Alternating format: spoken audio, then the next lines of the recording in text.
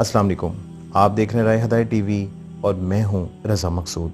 तमाम तारीफ़ें अल्लाह रब्बुल इज़्ज़त के लिए कि जिसने हमें ईमान की नेमत से सरफराज फरमाया, और बेहद दुरूद व सलाम जनाब रसूलुल्लाह सल्लल्लाहु अलैहि वसल्लम पर कि जिनको अल्लाह ने सरताज रसूल और ख़ातमुन नबीयीन बनाया। दोस्तों, इस वक्त पाकिस्तान में तकरीबन 5%, अमेरिका और बरतानिया में तकरीबन 6% लोग डिप्रेशन का शिकार हैं। दोस्तों, ये मर्ज़ बढ़ती जा रही है। कुछ लोग अपनी स्टडीज़ में नाकामी के बाद, और कुछ लोग मोहब्बत में नाकामी के बाद, और कुछ लोग अपने बिजनेस के लॉस के बाद इस मर्ज़ में मुब्तला हो जाते हैं, और फिर कुछ लोग खुदकुशी यानी अपनी जान भी ले लेते हैं। अभी हाल ही में आपने इंडिया यानी बॉलीवुड के एक अदाकार सुशांत के बारे में सुना होगा कि जिन्होंने खुदकुशी कर ली। दोस्तों, इस तरह के सैकड़ों लोग हैं जो डिप्रेशन में मुब्तला होने के बाद फिर खुदकुशी की तरफ चले जाते हैं। इंशाअल्लाह अल्लाह की मदद और नुसरत से इस वीडियो में हम ये जानने की कोशिश करेंगे कि डिप्रेशन क्या है, ये क्यों होता है, और फिर इसकी क्या कैटेगरीज हैं। और फिर हम ये भी जानने की कोशिश करेंगे कि कैसे अल्लाह ने कुरान में हमें डिप्रेशन से निकलने के तरीके बताए हैं, और फिर हम आप सल्लल्लाहु अलैहि वसल्लम की मुबारक ज़िंदगी पे भी नज़र डालेंगे ताकि हमें एक मोटिवेशन मिले, और जो लोग इसमें मुब्तला हैं वो शायद इस वीडियो को देख के उसमें से निकल सकें। तो दोस्तों, आइए देखते हैं वीडियो। दोस्तों, इससे पहले मैं आगे बढ़ूं, मैं आपको ये बात बताना चाहता हूं कि डिप्रेशन और एंजाइटी में बहुत फ़र्क है। यानी एंजाइटी में आपको दौरे पड़ते हैं और इसके साथ साथ घबराहट रहती है, जबकि डिप्रेशन में इंसान बहुत ज़्यादा कमज़ोर हो जाता है। दोस्तों, डिप्रेशन की कैफियत बहुत अजीब सी होती है। यानी आप दुनिया से कट हो जाते हैं, आप अपनी जो सोशल लाइफ है उसको छोड़ देते हैं, दोस्तों को छोड़ देते हैं, फिर एक ख़ास मुश्किल या गम में इंसान मुब्तला रहता है। और अगर ये कैफियत ज़्यादा देर तक रहती है तो इंसान को अपनी ज़िंदगी एक बोझ लगने लगती है, जिसके बाद वो खुदकुशी की तरफ जाता है। दोस्तों, इससे पहले मैं आगे बढ़ूं, मैं चाहता हूं कि हम डिप्रेशन के मुतल्लिक बात करें। दोस्तों, डिप्रेशन की कई कैटेगरीज हैं। इस वीडियो में मैं ब्रीफली कुछ कैटेगरीज के बारे में जिक्र करूंगा जो नॉर्मली आजकल लोगों को हो रही है। सबसे पहले आता है ग्रीफ रिएक्शन। इसमें जो मरीज़ होता है उसके किसी अजीज़ यानी माँ, बाप, बीवी, बहन, दोस्तों में से किसी का इंतकाल हो जाता है, और फिर वो उसकी याद में ही हमेशा रहता है। बाज़ लोग इसमें से निकल आते हैं, पर कुछ लोग जिनका मरने वाले के साथ एक स्ट्रॉन्ग रिलेशन होता है, चाहे वो लव का हो या हेट का हो, वो उसके याद में मुब्तला रहते हैं, और फिर क्या होता है कि आखिर में उनका डिप्रेशन बहुत ज़्यादा बढ़ जाता है और फिर उन्हें डॉक्टर की ज़रूरत पड़ती है। इसके बाद आता है डायस्टीमिया। ये आपकी सोशल लाइफ में बड़ा असर करता है। यानी एक बंदा एक जॉब कर रहा है, उस अदारे में वो बहुत ज़्यादा मेहनत कर रहा है पर उसको रिवॉर्ड नहीं मिल रहा। इसी तरह एक बीवी है, वो अपने शौहर की बहुत ज़्यादा खिदमत करती है पर उसको वो मोहब्बत, वो प्यार नहीं मिल रहा, और वो चाह के भी तलाक नहीं ले सकती। फिर ऐसे लोगों को ये डिप्रेशन यानी डायस्टीमिया हो जाता है। और इनमें से बहुत सी ख़वातीन ऐसी पाई जाती हैं जो अपने से ज़्यादा दूसरों का ख्याल रखती हैं, और इसी वजह से भी उनको डिप्रेशन हो जाता है। खैर दोस्तों, अब जो मैं डिप्रेशन की तीसरी कैटेगरी की तरफ आ रहा हूँ, ये दोनों जो मैं आपको पहले बता चुका हूँ उससे बहुत ज़्यादा ख़तरनाक है। यानी ये एक ऐसी डिप्रेशन ज़हनी बीमारी का हिस्सा है जिसे हम मैनिक डिप्रेसिव इलनेस और बाइपोलर डिसऑर्डर कहते हैं। इसमें जो मरीज़ होता है उसको भूख नहीं लगती, उसकी नींद ख़त्म हो जाती है, यानी उसको नींद नहीं आती, और आहिस्ता आहिस्ता उसका जो वेट होता है वो भी रिड्यूस यानी कम होने लग जाता है। और ये ख़तरनाक इसलिए है क्योंकि इस कैटेगरी में जो मरीज़ होता है वो फिर खुदकुशी के बारे में सोचता है। दोस्तों, यहाँ मैं आपको बताता चलूँ कि डिप्रेशन की बीमारी में 3 फैक्टर्स बहुत ज़रूरी हैं। सबसे पहला जो फैक्टर आता है वो है बायोलॉजिकल फैक्टर। यानी आपकी फैमिली में आपके बाप या कोई भी फैमिली में किसी को डिप्रेशन है, उस वजह से फिर आपकी औलादों में भी ये चीज़ आ सकती है, यानी उनको फिर डिप्रेशन हो सकता है, क्योंकि इनके दिमाग में वो केमिकल्स सेरोटोनिन, डोपामिन पैदा नहीं करता जो खुश रहने के लिए बहुत ज़रूरी होते हैं, और इस वजह से वो फिर डिप्रेशन की तरफ चले जाते हैं। दोस्तों, इसके बाद आता है साइकोलॉजिकल फैक्टर। यानी इसमें बाज़ लोगों की शख्सियत ऐसी होती है कि वो आइडियलिज़म का शिकार होते हैं। इनकी अपनी ज़ात और जो दूसरे जो उनके करीबी लोग होते हैं उनसे ऐसी ये तवक्कुआत करते हैं जो कभी भी नहीं पूरी हो सकती, और इस वजह से फिर वो डिप्रेशन की तरफ चले जाते हैं। और इसके बाद आता है सोशल फैक्टर। यानी आप एक मुल्क छोड़कर दूसरे मुल्क शिफ्ट हो रहे हैं, या एक शहर छोड़कर दूसरे शहर जा रहे हैं, और फिर वहाँ शिफ्ट होने के बाद आपके जो पुराना शहर है, जो लोग हैं, आप उनको मिस करते हैं, और फिर आप उनको इतना मिस करने लग जाते हैं कि आपको नॉस्टैल्जिया हो जाता है, यानी डिप्रेशन की एक मर्ज़ लाहिक हो जाती है।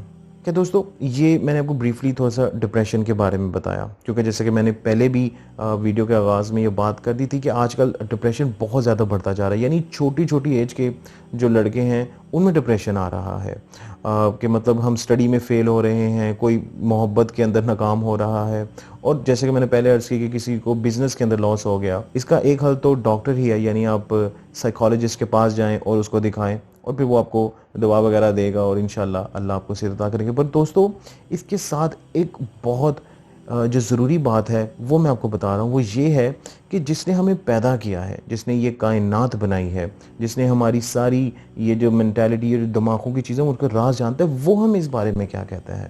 کیونکہ قرآن کو جہاں اللہ نے کتاب ہدایت کے طور پر نازل فرمایا، وہیں اس کتاب میں اللہ نے انسان کے سائیکولوجیکل ڈس آرڈر اور اس کی بے سکونی کا علاج بھی تجویز فرمایا۔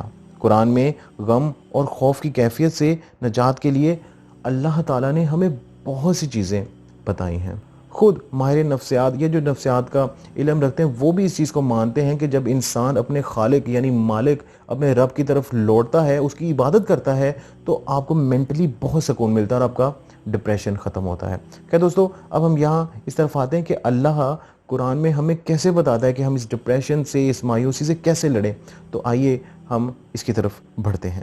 نمبر 1 پر جو آتی ہے وہ ہے آنے والی مصیبت پر صبر کرنا، یعنی سورۃ البقرہ کی آیت نمبر 155، 156، 157 میں اللہ تعالیٰ نے اس حقیقت کو واضح کر دیا ہے کہ جب انسان اپنی زندگی میں ہونے والے نقصانات کو اللہ کا امر سمجھ کر صبر کرتا ہے اور انا للہ و انا الیہ راجعون کا ورد کرتا ہے، اپنے آپ کو سمجھاتا ہے کہ بے شک ہم اللہ کے ہیں اور اللہ کی طرف پلٹ کر واپس جانا ہے، تو اللہ تعالیٰ اس پر اپنی رحمتوں کا نزول فرماتا ہے اور اسے اپنے ہدایت یافتہ لوگوں میں شامل کر لیتا ہے۔ دوستو اس کے بعد جو دوسری چیز ہمیں قرآن سے ملتی ہے وہ ہے اللہ کی ذات پر بھروسہ کرنا، یعنی جو شخص اپنے معاملات کو اللہ کے سپرد کر دیتا ہے تو سورہ طلاق کی آیت نمبر 3 کے مطابق اللہ تعالیٰ ایسے شخص کے لیے کافی ہیں۔ دوستو اس کے بعد ہے مصیبتوں کے وقت میں دعا کرنا، یعنی اللہ کی طرف رجوع کرنا۔ جو شخص تکلیف کے وقت اللہ کی بارگاہ میں دعا مانگتا ہے تو سورہ نمل کی آیت نمبر 62 کے مطابق اللہ تعالیٰ اس کی فریاد سنتے ہیں اور اس کی تکلیف اور مشکل کو دور فرما دیتے ہیں۔ کہ دوستو اس کے بعد آتی ہے ایمان اور تقوی کے راستے کو اختیار کرنا، یعنی جو شخص اللہ کی ذات پر پختہ ایمان رکھتا ہے اور اپنے آپ کو ہر طرح کے گناہوں سے بچاتا ہے تو سورۃ یونس آیت نمبر 62 کے مطابق ایسا شخص اللہ کے دوستوں میں شامل ہو جاتا ہے اور اللہ تعالیٰ اس کا غم اور اس کے خوف سے اس کو نجات دے دیتے ہیں۔ دوستو اس کے بعد قرآن میں بہت چیزیں، پر جو آخری چیز میں یہاں کوٹ کروں گا وہ ہے اپنے مال کو خفیہ اور اعلانیہ طور پر اللہ کی راہ میں خرچ کرنا۔ ہم بہت سے ایسے لوگ دیکھتے ہیں جو امیر ہیں، یعنی ان کے پاس مال بہت زیادہ ہے، وہ اگر بانٹنا بھی شروع کر دے تو نہیں ختم ہوتا اور وہ پھر بھی ڈپریشن کا شکار ہے اور ان کا وہ جو مال ہے وہ ان کو منافع نہیں دے رہا، اس کے مال اور تمام ریسورسز ہونے کے باوجود ان کو ڈپریشن ہوا اور ان کو اس مرض سے چھٹکارا نہیں ملا۔ تو یہاں سورۃ البقرہ کی آیت نمبر 274 میں اللہ تعالیٰ ان لوگوں سے مخاطب ہو کر کہتے ہیں کہ جو شخص اللہ کی راہ میں خفیہ اور اعلانیہ طور پر اپنا مال خرچ کرے گا، ایسے شخص کا اجر اللہ کے پاس ہے اور اس کو کوئی خوف اور غم نہیں ہوگا۔ دوستو اس کے بعد ہم جناب رسول اللہ صلی اللہ علیہ وسلم کی مبارک زندگی کی طرف آتے ہیں، کیونکہ اللہ تعالیٰ نے قرآن میں فرمایا ہے کہ تمہارے نبی صلی اللہ علیہ وسلم کی زندگی تمہارے لیے ایک بہترین نمونہ ہے۔ دوستو جب جناب رسول اللہ صلی اللہ علیہ وسلم مکہ میں اعلانیہ تبلیغ کرنا شروع کر دی تو جیسا آپ لوگ جانتے ہیں ظلم و ستم بہت زیادہ بڑھتا گیا اور ابو طالب آپ صلی اللہ علیہ وسلم کی ہر طرح سے اللہ کے حکم سے مدد کر رہے تھے۔ کہ دوستو جب مشرکین مکہ نے ابو طالب کو بہت سی آفرز دی اور انہوں نے اس کو ریجیکٹ کر دیا تو پھر مشرکین مکہ کو یہ سمجھ آ گئی کہ اب یہاں پر کام نہیں بنے گا، لہٰذا انہوں نے ایک یہ چیز اپنائی کہ ہم جو آپ صلی اللہ علیہ وسلم اور جو ان کے قریبی ساتھی ہیں یعنی بنو ہاشم اور بنو مطلب، ان کے لوگوں سے بائیک آؤٹ کر دو، یعنی کوئی ان سے شادی نہ کرے، کوئی ان سے کھائے پیے نہ، کوئی ان سے ملے نہ، کوئی ان سے کوئی چیز نہ خریدے، یعنی مکمل طور پر بائیک آؤٹ کر دو۔ ہوا بھی ایسا اور یہ بائیک آؤٹ 3 سال تک رہا۔ آج بھی عقل اس چیز کو नहीं मानती कि 3 साल तक मुसलमानों ने कैसे गुजारा किया। दोस्तों, चमड़े और जो पत्ते थे उसको गला गला कर पका कर उसको खाते थे, उसको चूसते थे। और जो बच्चे मुसलमानों के थे वो जब रोते थे तो मक्का की दूर वादियों में उन बच्चों की रोने की आवाज़ जाती थी। अब यहाँ पर मैं जो चीज़ें बता रहा हूँ आपने उन चीज़ों को जोड़नी है। खैर 3 साल बाद जो उन्होंने वो जो बाइकआउट किया था वो हो गया ख़त्म। अब जैसे ही वो बाइकआउट ख़त्म हुआ, कुछ अर्से बाद हज़रत अबू तालिब की डेथ हो गई। यानी अल्लाह के रसूल सल्लल्लाहु अलैहि वसल्लम को जो एक्सटर्नल हेल्प मिल रही थी वो हो गई ख़त्म। उसके कुछ अर्से बाद सईदा खतीजा रज़ी अल्लाह ताला अन्हा की भी डेथ हो गई। यानी इंटरनल हेल्प भी आप सल्लल्लाहु अलैहि वसल्लम की बंद हो गई। और ये दो हस्तियाँ ऐसी थी जो अल्लाह के रसूल सल्लल्लाहु अलैहि वसल्लम को हर जगह पर सपोर्ट कर रही थी। यानी अबू तालिब बाहर और अम्मा खदीजा रज़ी ताला अन्हा घर के अंदर आप सल्लल्लाहु अलैहि वसल्लम को सपोर्ट कर रही थी। दोस्तों, सहाबा तो यहाँ तक कहते हैं कि अल्लाह के रसूल सल्लल्लाहु अलैहि वसल्लम को हमने इन वाक़े के बाद यानी अम्मा खदीजा रज़ी ताला अन्हा की वफ़ात के बाद कितने महीने मुस्कुराते नहीं देखा। अब दोस्तों, आपने एक चीज़ नोट की, यानी 3 साल का बाइकआउट, इतना लंबा पीरियड अभी ख़त्म ही हुआ कि साथ ही उनकी जो उनकी हेल्प करते वो दोनों उनकी बहुत क्लोज़ जो रिलेशन में है उनकी डेथ हो गई। अब तीसरा क्या हुआ कि अल्लाह के रसूल सल्लल्लाहु अलैहि वसल्लम ने सोचा कि अब अबू तालिब की डेथ हो गई है और कुफार मक्का का आप सल्लल्लाहु अलैहि वसल्लम पर जुल्म बढ़ गया। तो अल्लाह के रसूल सल्लल्लाहु अलैहि वसल्लम ने सोचा कि मैं ताइफ जाता हूँ और मैं जाके उनको इस्लाम की दावत देता हूँ, और अगर उन्होंने इस्लाम कबूल कर लिया तो मुझे एक बहुत अच्छी मदद मिल जाएगी। पर अल्लाह के रसूल जब ताइफ गए, आप लोग बेहतर जानते हैं, वहाँ के जो बादशाह थे उन्होंने बहुत डिसरिस्पेक्ट किए। उसके बाद एक ने तो पीछे बच्चे लगा दिए और फिर उन्होंने पत्थर मारना शुरू किए। और हज़रत ज़ैद रज़ी ताला अन्हु कभी आगे आते अल्लाह के रसूल के और कभी इधर से आते कोशिश करते रोकने की, पर नहीं, पत्थर इतने पड़े कि अल्लाह के रसूल सल्लल्लाहु अलैहि वसल्लम का खून मुबारक बहने लग गया और वो जो जूती थी वो भी साथ चिमड़ गई आपने, और वो भी अलग नहीं हो रही थी। अब दोस्तों, जैसा कि मैंने आपको कहा था, ये कड़ियाँ आपने मिलानी है। 3 साल का बाइकआउट ख़त्म होते, अजीज़ों की, बीवी की और बाप जैसा जो शख्सियत है उसका डेथ हो जाना, और साथ ही फिर ऐसा वाक़या हो जाना। तो अब आप ख़ुद देखें कि अगर कोई आम इंसान हो और उसके साथ ये वाक़या एकदम होते जा रहे हों तो वो तो डिप्रेशन में आ जाएगा। पर हमारे नबी को देखें, उन्होंने हिम्मत नहीं हारी। हालांकि जब वो अल्लाह के हुक्म से जिब्राइल अलैहिस्सलाम वापस आए और कहा कि ताइफ वालों को अगर आप चाहें तो हम इनको ख़त्म करें, तो अल्लाह के रसूल सल्लल्लाहु अलैहि वसल्लम ने कहा कि अगर ये नहीं तो उनकी औलादें मान ले आएंगी। और दोस्तों, उसके बाद जनाब रसूलुल्लाह सल्लल्लाहु अलैहि वसल्लम उस मुश्किल दौर से निकले और फिर कुछ अरसे बाद वो फ़तह मक्का का वाक़या हुआ, जब अल्लाह के रसूल, सहाबा इकराम और बहुत बड़ी एक हजूम के साथ मक्का में एक फ़ातिह के तौर पर एंटर हुए। दोस्तों, बात बताने की सिर्फ इतनी है कि हम पे मुश्किलात आती हैं, हमारे अजीज़ हमें छोड़ जाते हैं, हमें मोहब्बत में धोखा मिल जाता है, पर हमने अल्लाह के साथ एक स्ट्रॉन्ग कनेक्शन, एक बॉन्ड रखना है।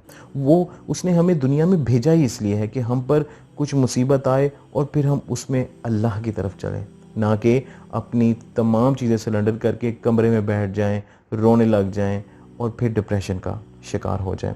अल्लाह ने इंसान को अशरफुल मखलूक़ात बनाया है, इंसान को सबसे ज़्यादा स्ट्रॉन्ग बनाया है। इसलिए मैं जाते जाते यही बात करना चाहता हूँ कि अगर इस वक्त आप कुछ ऐसे वक्त से गुजर रहे हैं कि आपका कोई अपना आपसे बिछड़ गया है, या आपको मोहब्बत में धोखा हो गया है, या फिर उसके बाद आपकी स्टडीज़ में कुछ मार्क्स नहीं आए, या किसी भी तरह का आपको डिप्रेशन है, तो दोस्तों मैं सिर्फ यही कहूँगा, अल्लाह से मदद मांगे। यकीन जाने वो सबसे बेहतर मदद करने वाला है। अल्लाह से दुआ है कि अल्लाह मेरा हदायत पर चलने की तौफीक अता फरमाए, उन लोगों की जिन पर अल्लाह ने इनाम फरमाया, ना कि उन लोगों पर जिन पर अल्लाह ने अपना गज़ब उतारा।